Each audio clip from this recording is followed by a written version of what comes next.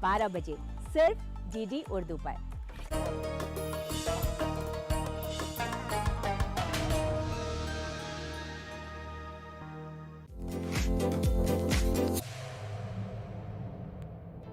World cancer day के मौके पर दिल्ली के जनकपुरी में Samita Mishra memorial foundation for cancer research की जानिब से कैंप लगवाए गए, जिसमें कैंसर से मुतासिर मरीजों की जांच की गई। समीता मिश्रा फाउंडेशन गुज़िश्ता 11 सालों से कैंसर से मुतासिर मरीजों की खिदमत को अंजाम दे रहा है। आदाब, आज हमारे साथ मौजूद हैं Samita Mishra research memorial foundation के जो फाउंडर हैं प्रफुल्ल कुमार साहब। उनसे हम बात करेंगे। आप हर साल जो है कैंसर से अवेयरनेस करने के लिए आवाम को एक प्रोग्राम मुनक्किद करते हैं और हम जानेंगे प्रफुल्ल साहब से कि आखिर कितने सालों से ये कर रहे हैं, इसका पर्पस क्या है और इनको कैसे ये ख्याल आया। सबसे पहले प्रफुल्ल साहब का बहुत बहुत खैर मकदम है। थैंक यू भाई। सर, हम ये जानना चाहेंगे, ये जो प्रोग्राम है जो कैंसर से अवेयरनेस करने के लिए कितने सालों से आप कर रहे हैं? 2013 में इस कार्यक्रम का दिसंबर महीने में 29 दिसंबर को हमने पहला कैंप किया था। यह मेरी पत्नी समीता मिश्रा ओरल कैंसर की शिकार हुई और उन्हीं की याद में कि आगे किसी को इस तरह के कैंसर से मरना न पड़े, उनको जागरूक किया जाए, इसी को लेते हुए इस कार्यक्रम का हमने आरंभ किया। समीता मिश्रा मेमोरियल फाउंडेशन दुनिया के भारत के अलग अलग गांवों में जाकर और महानगरों के अलग अलग छोटे इलाके अनऑथराइज्ड कॉलोनी में जाकर डिटेक्शन कैंप करती है, जहां अर्ली स्टेज में हम कैंसर को डिटेक्ट कर पाते हैं।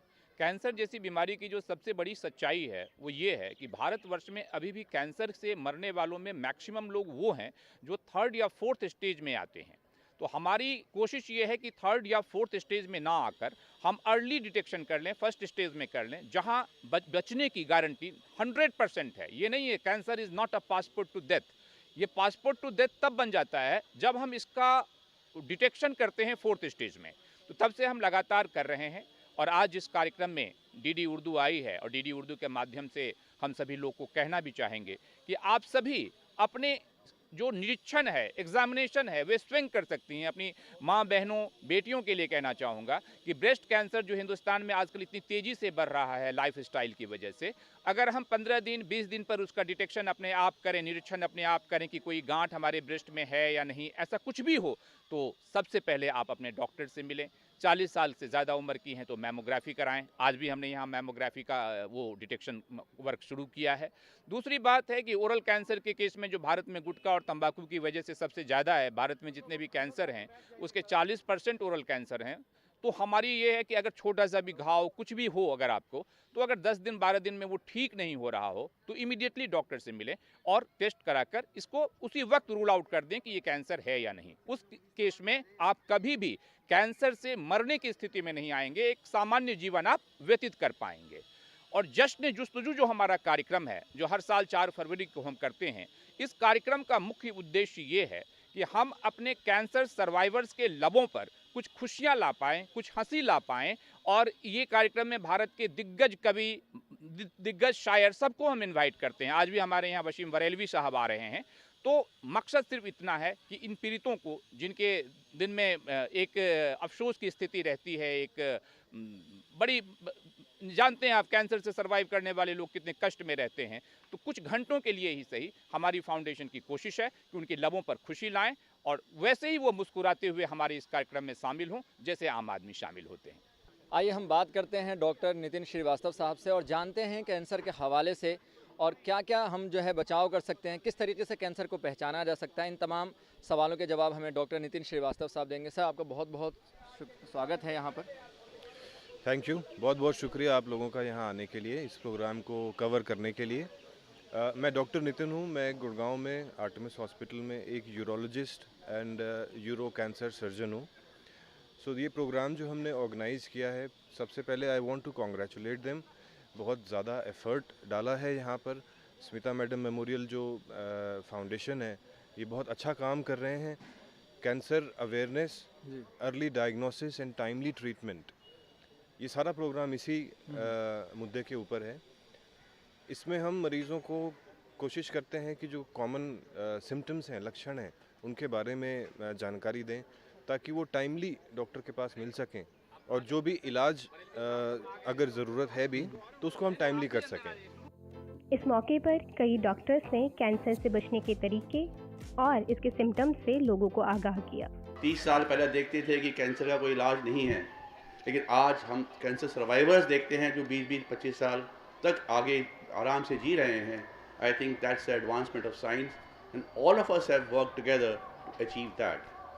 आई एम टॉकिंग अबाउट 80s में. I come from a small town from Gwalior, and that time my uncle, मेरे चाचा थे, रियल चाचा, उस समय उनको ब्लड कैंसर डायग्नोस हुआ था.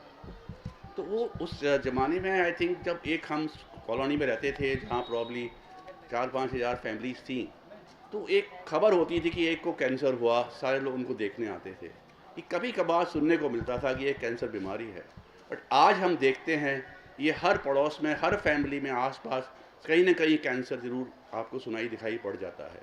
तो what I am saying it number is growing very fast.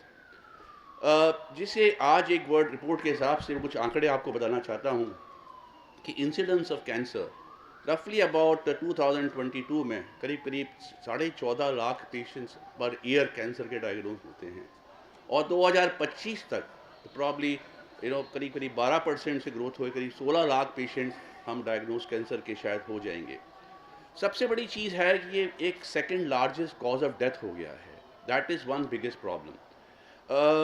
जी, दुनिया में रफली करीब 2 करोड़ कैंसर की हर साल मरीज इकट्ठे होते हैं, मतलब डायग्नोज होते हैं, and this is a big number. I think health care के हिसाब से बहुत बड़ा नंबर है ये. और इंडिया जो है अब एक 3rd रैंक पे है चाइना और अमेरिका के बाद, जहाँ कैंसर के मरीज हैं प्रेजेंट हैं. एक बहुत डिफरेंस है इंडिया के अंदर और एक वेस्टर्न डेवलप्ड कंट्री के अंदर. वहाँ जो डायग्नोसिस होता है, पेशेंट जो कैंसर का आता है, वो नॉर्मली स्टेज 1 to 0 में आता है. The success rate of cancer free period और कैसे 5 ईयर सर्वाइवल और 10 ईयर सर्वाइवल, तो ऑलमोस्ट लाइक 60% पेशेंट जो हैं वो सर्वाइव कर जाते हैं, और 40% जो हैं प्रॉब्ली बाई 5 ईयर्स के अंदर उनकी डेथ हो जाती है. बट इंडिया में ये रेशो उल्टा है. यहाँ रफली about 65 to 70% people they come to stage 3 or stage 4 when nothing actually can be done. So survival rate बहुत कम है. तो उसका केवल एक ही चीज़ है कि आप अपनी प्रिवेंटिव हेल्थ चेक, अपना रूटीन चेक और अवेयरनेस. एक अवेयरनेस बहुत ज़रूरी है कि वी शुड बी अवेयर कि कैंसर एक डिसीज़ है, and never give up hope. It's like cancer हुआ कि आप end of life, no. Generally हम सोचते कैंसर होगा, कोई इलाज नहीं है, क्या फ़ायदा जाके.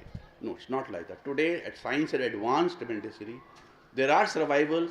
You can see, if you look at the cancer kind of a thing, we have the probably can say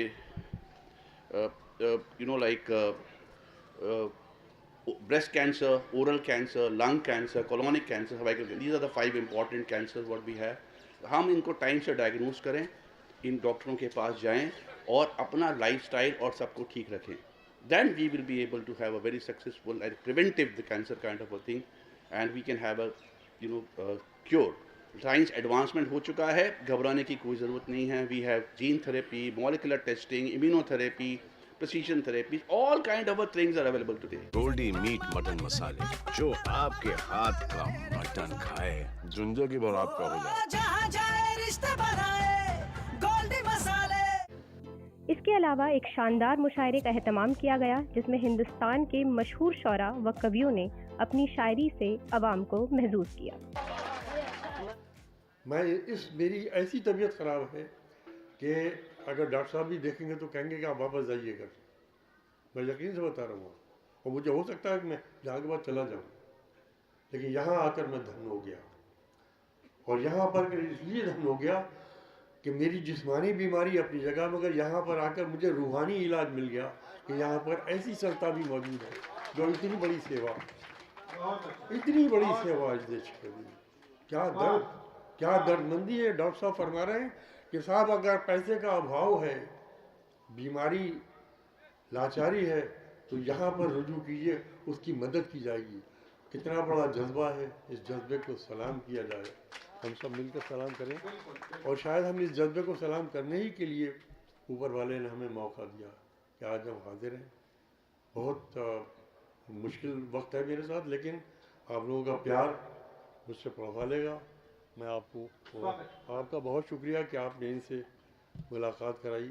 ऐसे लोग बड़े धन्य हैं, पूजनीय हैं, बहुत हमारी दुआओं के पात्र हैं. आप बहुत छोटे हैं मुझसे, मगर आप बहुत बड़े हैं। ऐसे बड़ा होना बड़ा मुश्किल है। बाकी तो दुनिया में बहुत से लोग होते हैं। मेरी सासों, मुझे धोखा न देना। आपने जहाँ से गुफ्तगू छोड़ी थी मैं वहीं से शेष पढ़ रहा हूँ। मेरी सासों, मुझे धोखा न देना। अभी अब कुछ, मेरी सासों, मुझे धोखा न देना, मैं कुछ दिन और जीना चाहता हूँ। ये इंसान की तड़प है और इस तड़प में आप शरीक हैं, इसलिए काबिल मुबारकबाद है। गुनाहगार को इतना पता तो होता है, जहाँ कोई नहीं होता खुदा तो होता है। गुनाहगार को इतना पता तो होता है, जहाँ कोई नहीं होता खुदा तो होता है। लड़ने को वो बात बात पे मुझसे खफा तो होता है। यही बहुत है ताल्लुक की जंग लड़ने को, वो बात बात पे मुझसे खफा तो होता है। आपने तो पहले ही शेर से मूड बना दिया। तलब की राह में पाने से पहले खोना पड़ता है। देखिए इस शेर में क्या दिखाऊंगा आपको कि तलब की राह में पाने से पहले खोना पड़ता है। बड़े सौदे नजर में हो तो छोटा होना पड़ता है। तलब की राह में पाने से पहले खोना पड़ता है। बड़े सौदे नजर में हो तो छोटा होना पड़ता है। तो छोटा होना पड़ता है। एक नाजुक सा शेर है, बहुत अच्छे लोग हैं, बहुत अच्छा सुन रहे हैं आप। मतलब आपकी तो महफिल में आ जाए तो वैसे ही कैंसर पेशेंट सही हो जाए। डॉक्टर साहब की दुआओं की जरूरत नहीं पड़ेगी। कि तलब की राह में पाने से पहले खोना पड़ता है। बड़े सौदे नजर में हो तो छोटा होना पड़ता है। मुलाजा फरमाइए, शेर पेश करता हूँ कि जुबां देता है जो आंखों तुम्हारी बेजुबानी को। गौर फरमाइएगा, जुबां देता है जो आंखों तुम्हारी बेजुबानी को, उसी आंसू को फिर आंखों से बाहर होना पड़ता है। जुबां देता है जो आंखों तुम्हारी बेजुबानी को, उसी आंसू को आखिर घर से बाहर होना पड़ता है। उसी आंसू को आखिर घर से बाहर होना होता है। एक बहुत ज़िंदगी की सच्चाई मुलाज़ा फरमाइए कि मोहब्बत ज़िंदगी के फैसलों से लड़ नहीं सकती। मोहब्बत, परवीन ये तुम्हारे याद रखने का शेर है। मुलाज़ा फरमाइए कि तलब की राह में पाने से पहले खोना पड़ता है। बड़े सौदे नज़र में हो तो छोटा होना पड़ता है। मोहब्बत ज़िंदगी के फैसलों से लड़ नहीं सकती। किसी को खोना पड़ता है, किसी का होना पड़ता है। मोहब्बत ज़िंदगी के फैसलों से लड़ नहीं सकती। किसी को खोना पड़ता है, किसी का होना पड़ता है, किसी को खोना पड़ता है। एक ये शेर भी मुलाज़ा फरमाइए, दरिया की रवानी दोस्ती कब तक निभाएगी। क्या बात है। ये दरिया की रवानी दोस्ती कब तक निभाएगी। मैं जिस कश्ती में बैठा हूँ वो एक दिन डूब जाएगी। ये दरिया की रवानी दोस्ती कब तक निभाएगी। मैं जिस कश्ती में बैठा हूँ वो एक दिन डूब जाएगी। मैं तुझको सोचते रहने की आदत छोड़ बैठा हूँ। मैं तुझको सोचते रहने की आदत छोड़ बैठा हूँ तो फिर दिल के धड़कने की कहाँ आवाज़ आएगी। मैं तुझको सोचते रहने की आदत छोड़ बैठा हूँ तो फिर दिल के धड़कने की कहाँ आवाज़ आएगी। कहानी लिखने वाले लिख, कहानी लिखने वाले लिख, मगर ये ध्यान भी रखना बहुत किरदार उभरे तो कहानी डूब जाएगी। पहुंच कर आंखों से आंसू मुस्कुराहट दे गया। मुंतजिर सुनी गली को एक आहट दे गया और वो फरिश्ते की तरह पूजा गया संसार में, जो अंधेरी बस्तियों को जगमगाहट दे गया। दीप चाहत की समाधि पे जलाने आया, दीप चाहत की समाधि पे जलाने आया, दर्द के गांव में रोतों को हंसाने आया, दीप चाहत की समाधि पे जलाने आया, दर्द के गांव में रोतों को हंसाने आया। इससे पहले कि मेरी सांस की वीणा टूटे, इससे पहले कि मेरी सांस की वीणा टूटे, जिंदगी आ तुझे मैं गीत बनाने आया, जिंदगी आ तुझे मैं गीत बनाने आया। सिर्फ एक फूल के मानिंद जिंदगानी है। इस दुनिया में जितने लोग भी हैं सही मायने में केयर टेकर हैं, जो भी हमारे पास एसेट्स होते हैं, और भ्रम देखिए कि खुद को मालिक मानकर, है ना, इतराए फिरते हैं। सच्चाई यही है।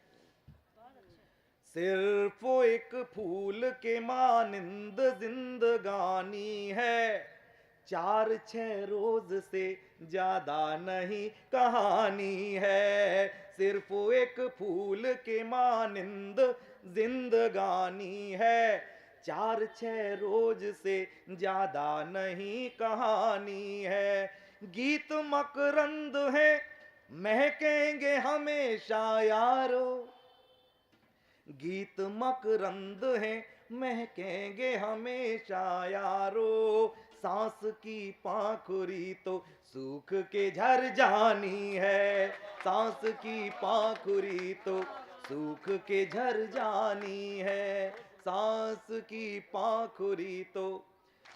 और ये बड़ा डॉक्टर साहब मुझे आश्चर्य हो रहा है कि सुबह के समय इतनी सर्दी में और बारिश भी हो चुकी, फिर भी इतने सारे लोग आपके साथ यहाँ पर खड़े हैं, इस पूरे कवि सम्मेलन मुशायरे को जीवंत बनाकर रखे हैं, ये दिल्ली में और वो भी जनकपुरी में। बहुत आश्चर्य की बात है। भले चूड़ी भले पायल भले नाहार देना तुम, जन्मदिन पर भले मत कीमती उपहार देना तुम, भले बंगला भले पैसा भले नाकार दे पाओ, भले बंगला भले पैसा भले नाकार दे पाओ, मगर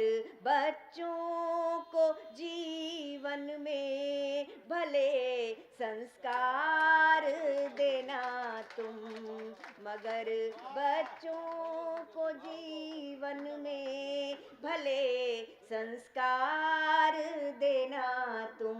और एक थोड़ा अलग हटकर एक मुक्तक सुनाती हूँ कि अमीरी की किताबों में फसाना तक नहीं मिलता।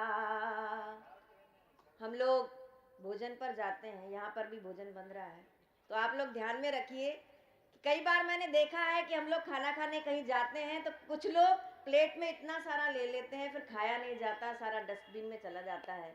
तो इस बात को ध्यान में रखते हुए मैं 4 पंक्तियां सुनाती हूँ कि अमीरी की किताबों में फसाना तक नहीं मिलता, सिवा फुटपाथ के कोई ठिकाना तक नहीं मिलता, और भरी थाली में तुम पकवान जूठे छोड़ देते हो, भरी थाली में तुम पकवान जूठे छोड़ देते हो, कई लोगों को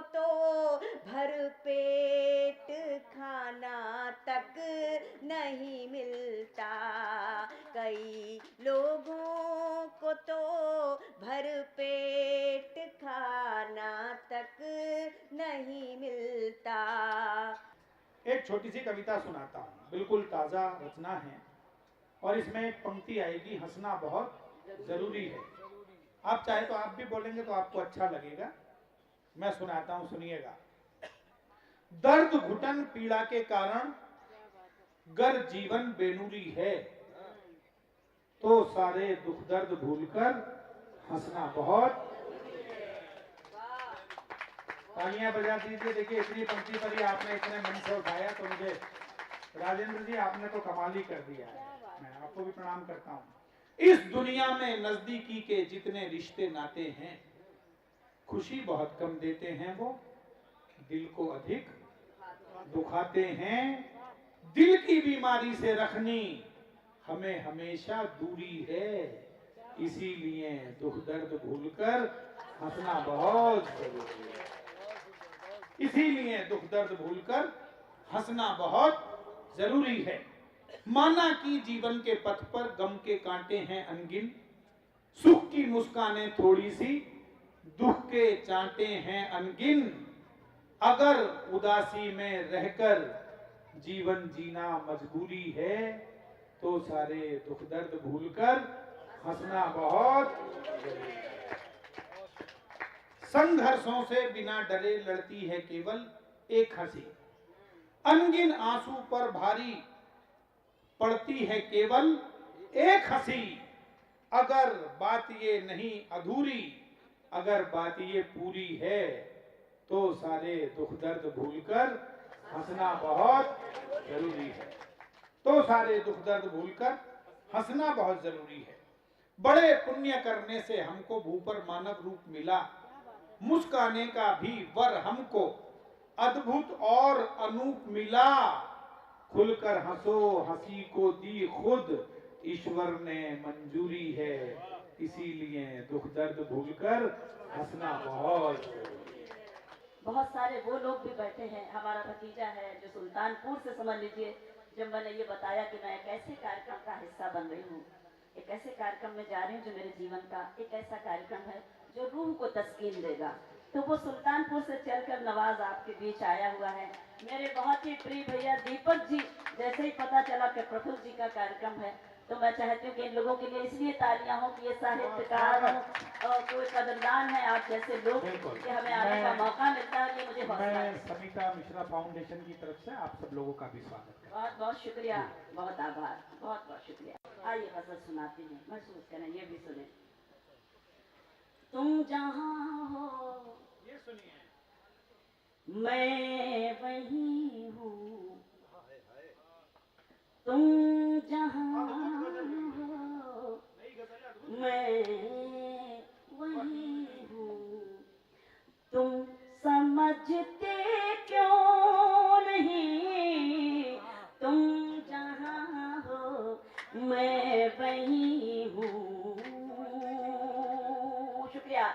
तुम जहाँ हो मैं वहीं हूँ, तुम समझते क्यों नहीं, मैं अकेले कुछ नहीं हूँ, तुम समझते क्यों नहीं। भाई एक बार जरा हाथ उठाकर तालियां होनी चाहिए। क्या मिसरा हुआ है, मैं अकेले कुछ नहीं। बहुत शुक्रिया, बहुत शुक्रिया। आप बहुत सुन रहे हैं। ये हिंदुस्तान की औरत की ही आवाज हो सकती है।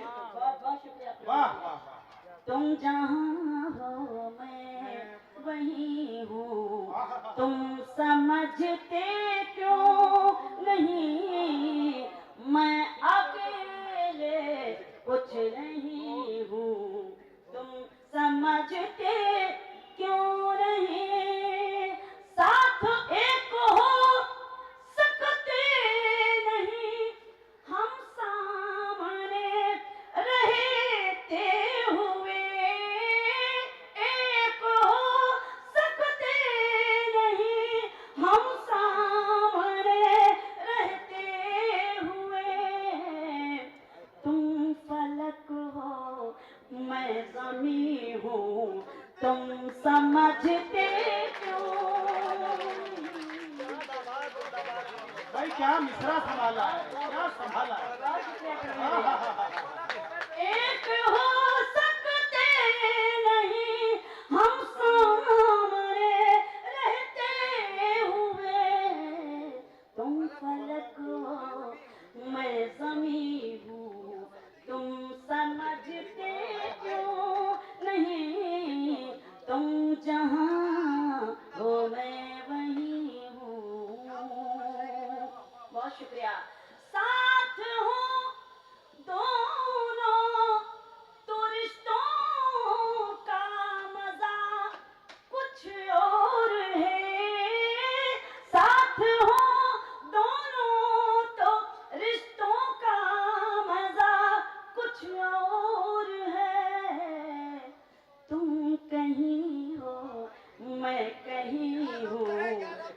समझते क्यों नहीं,